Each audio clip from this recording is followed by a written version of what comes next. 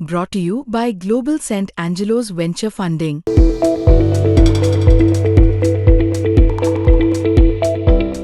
महापालिका निवडणुकांपूर्वी नवी मुंबईत गणेश नाईक विरुद्ध एकनाथ शिंदे असा राजकीय सामना रंगला होता.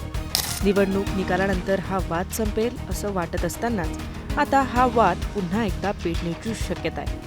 भाजप नेते आणि वनमंत्री गणेश नाईक यांनी एकनाथ शिंदेंना आता पुन्हा एकदा लक्ष केलंय.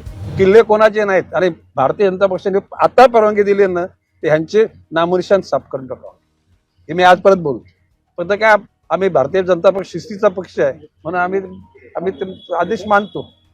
काय बोललो आम्ही आदेश मानतो. मनाला न पटताना हे कार्यकर्त्यांनी सण केलेले पक्षाकरता पक्षाच्या नेतृत्वाच्या आदेशाकरता असं माझं मत आहे. भाजपने परवानगी दिली तर यांचे नामोनिशाण संपवून टाकू असा थेट इशारा देत गणेश नाईकांनी एकनाथ शिंदेंना डिवचलंय. दरम्यान शिंदेंचे मंत्री प्रताप सरनाईक यांनी गणेश नाईकांना उत्तर दिलंय. कुणी कितीही वल्गना केल्या तरी एकनाथ शिंदे समर्थ आहेत.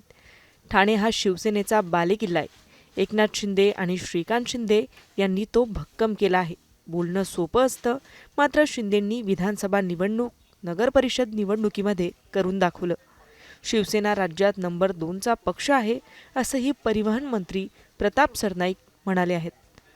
या सगळ्याविषयी तुम्हाला काय वाटतं हे आम्हाला कमेंट करून नक्की कळवा.